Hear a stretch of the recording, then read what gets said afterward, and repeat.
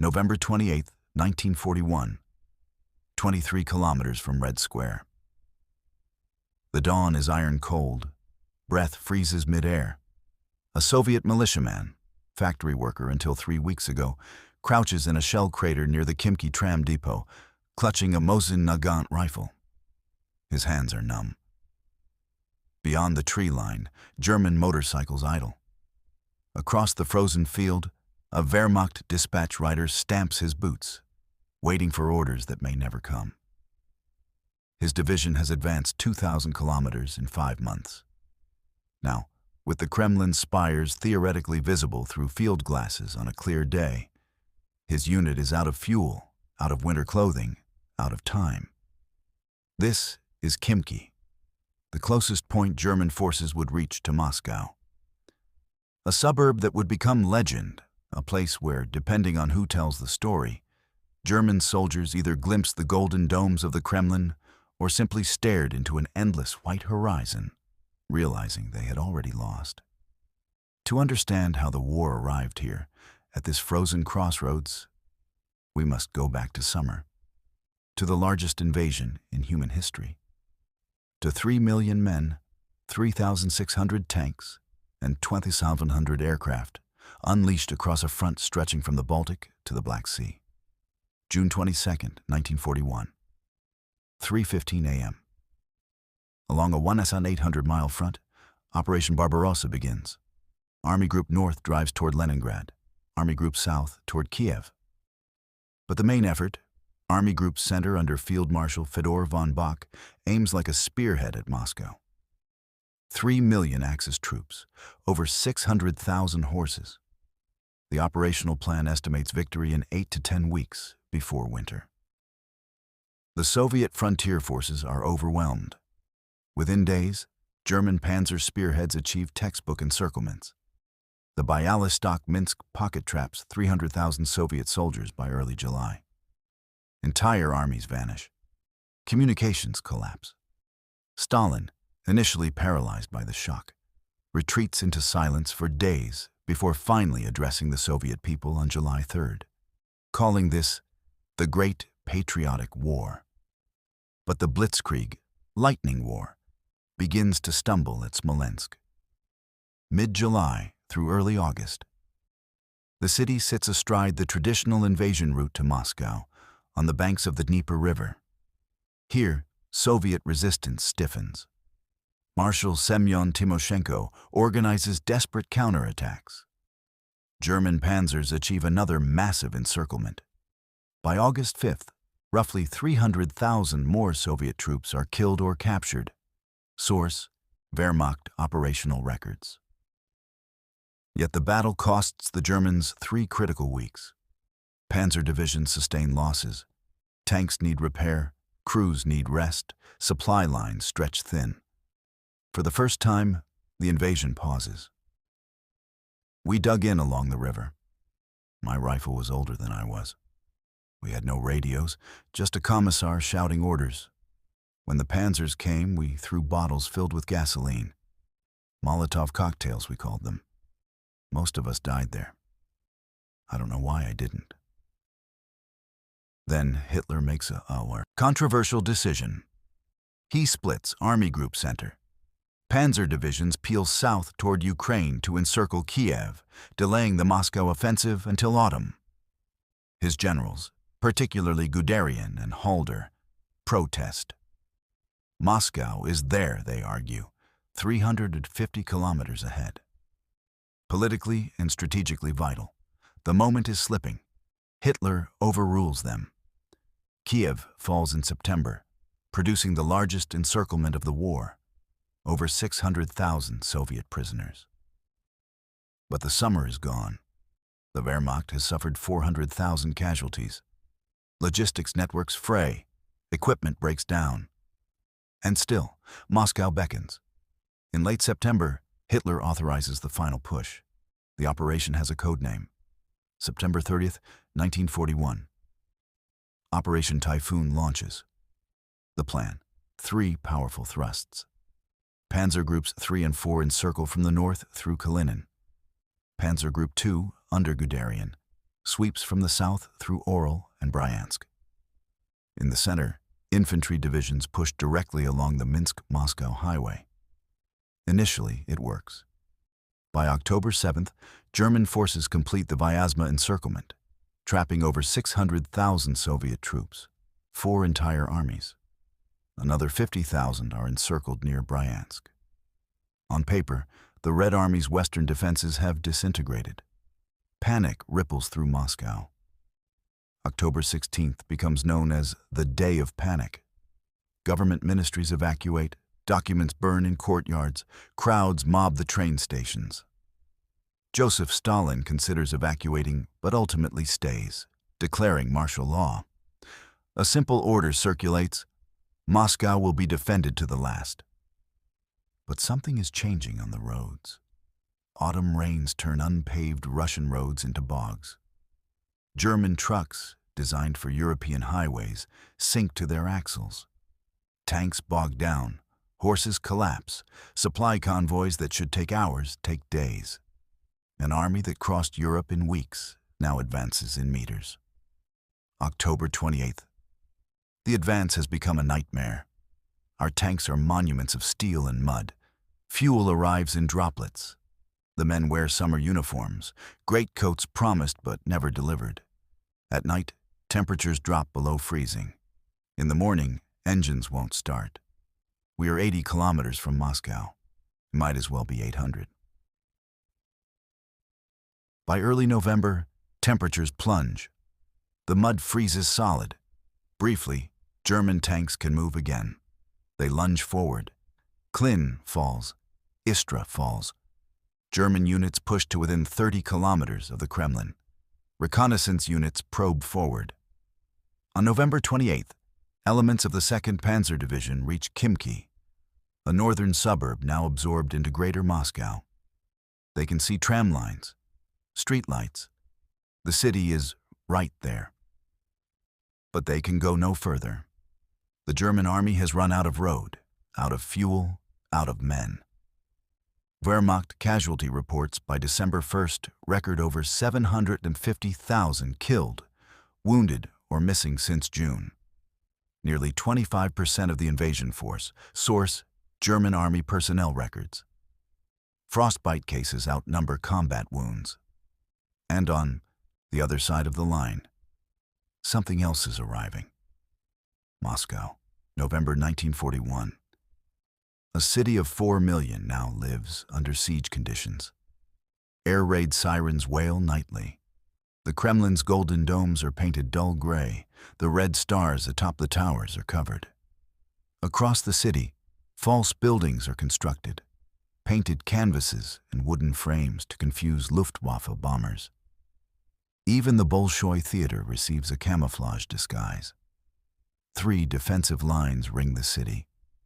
The outermost, the Mozhaisk line, anchored by ancient fortress towns. Closer in, workers and militia dig anti-tank ditches. Over 8,000 kilometers of trenches encircle Moscow. Source: Soviet Engineering Corps reports. I worked at the hammer and sickle plant. We made tank parts, 12-hour shifts, sometimes longer. The factory floor was freezing, but we kept the furnaces running. My husband was at the front. My brother, too. We didn't know if they were alive. At night, I would hear the German guns, distant thunder. Every day we thought, tomorrow they might come. So we worked faster. Food rations shrink. Bread lines stretch for blocks.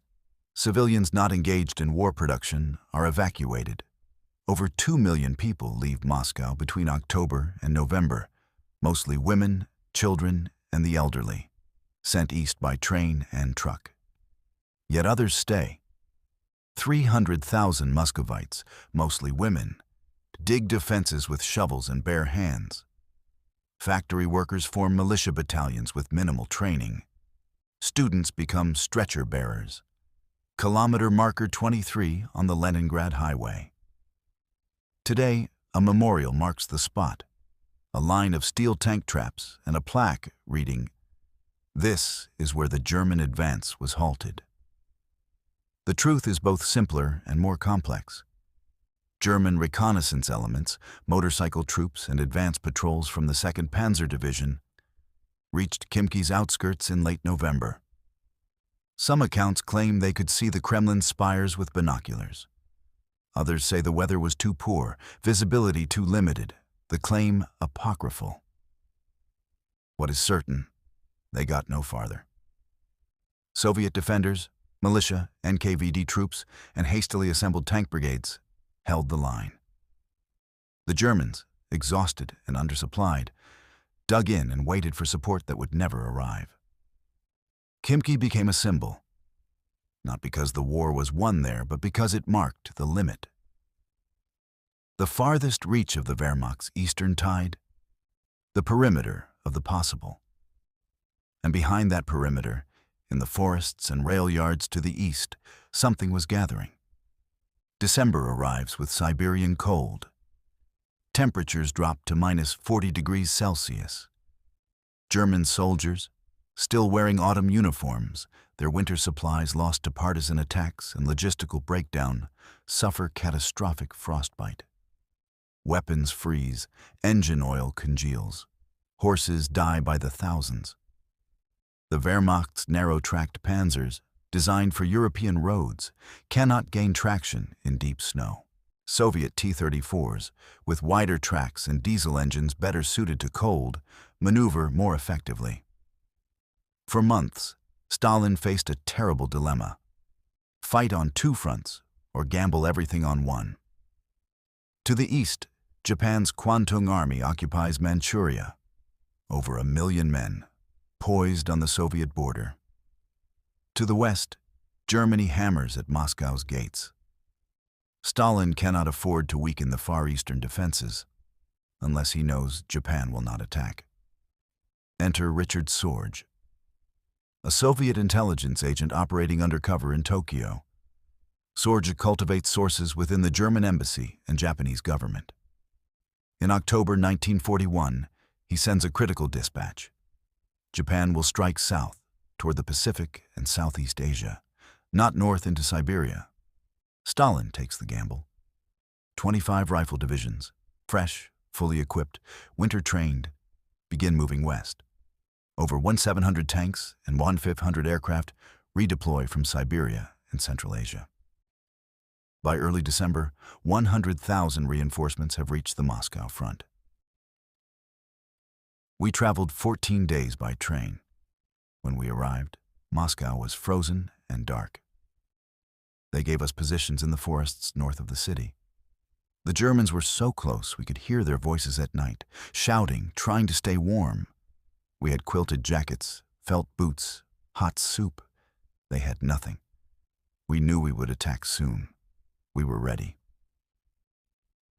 By late November, the balance has shifted. Soviet forces outnumber the Germans near Moscow, 1.1 million troops versus roughly 800,000 Wehrmacht soldiers, many of whom are exhausted, frostbitten, and undersupplied. The Red Army has 1,000 tanks versus the Germans' 500 operational panzers. And critically, Soviet morale, despite catastrophic losses earlier in the year, is stiffening. This is defense of the homeland, of the capital. Surrender is not an option. On the German side, morale fractures. General Guderian will later write that his men are at the end of their strength. Field commanders report companies reduced to half strength, equipment failure rates above 50%, and cases of soldiers found frozen to death at their posts. On December 5, 1941, while the world's attention turns briefly to Pearl Harbor, the Red Army launches its counteroffensive. December 5, 1941. Under cover of early morning darkness and driving snow, Soviet forces attack along a 500-kilometer front. 3 fronts coordinate. Kalinin Front strikes from the north, Western Front from the center, Southwestern Front from the south. The objective: encircle and destroy Army Group Center. The Germans are caught off guard. Many units are still in offensive positions, poorly dug in, scattered. The Soviet assault, using fresh troops, winter-trained ski battalions, and well-supplied tank brigades, punches through exhausted German lines. Within days, Soviet forces recapture Klin and Istra. Guderian's panzers retreat in chaos from Tula. By December 16th, the Wehrmacht begins a general withdrawal, first major German retreat of the Second World War. Hitler issues a controversial stand fast order, forbidding retreat and dismissing generals who disobey. Field Marshal von Bock is relieved. General Guderian is dismissed. The command crisis deepens. The Soviet counteroffensive continues through January 1942, pushing German lines back 100 to 250 kilometers from Moscow. Towns and villages are retaken. But the encirclement, the grand Kesselschlacht the Soviets hoped for, does not materialize. The Germans retreat but do not collapse. They establish new defensive lines and hold. By spring, both sides are exhausted. The front stabilizes, roughly where it will remain for much of 1942. The cost is almost incomprehensible. Soviet casualties for the Moscow counteroffensive, approximately 380,000 killed, wounded, or missing. Source: Soviet General Staff Records. For the entire defensive and offensive phases, October 1941 to January 1942, Soviet losses exceed 1 million. German casualties for Operation Typhoon and the winter battles, over 350,000, including massive frostbite casualties that remove whole divisions from combat effectiveness. But the strategic consequences extend far beyond the casualty ledgers. Moscow holds. The Soviet Union survives. The myth of German invincibility, the unstoppable Blitzkrieg, shatters in the Russian winter. Hitler's war now becomes a war of attrition, a long, grinding struggle that Germany's economy and manpower cannot sustain. For Stalin and the Red Army, Moscow is proof of resilience, proof that the Wehrmacht can be stopped and beaten. The Soviet Union will remain in the war, and the tide, imperceptibly at first, but gathering force, begins to turn. At Khimki, kilometer 23, the memorial still stands, a line of steel pyramids driven into the earth, a plaque that reads simply, "This far, no farther." The German soldier who reached this spot in November 1941, cold, exhausted, staring toward a city he could not take, never knew he was standing at a hinge point of history. The winter of 1941 reshaped the war, and it began here in the frozen mud, 23 kilometers from Red Square. The battle for Moscow remains one of the largest and most consequential battles in human history, involving millions of soldiers and deciding the fate of nations. The exact distance German forces reached from the Kremlin varies by source, 23 to 30 kilometers. Whether German soldiers visually sighted the Kremlin from Khimki remains anecdotal and unverified in official records. Casualty figures vary significantly across sources. Numbers presented here represent consensus estimates from recent scholarship. For those who fought, the numbers mattered less than the outcome. Moscow stood, and the war continued.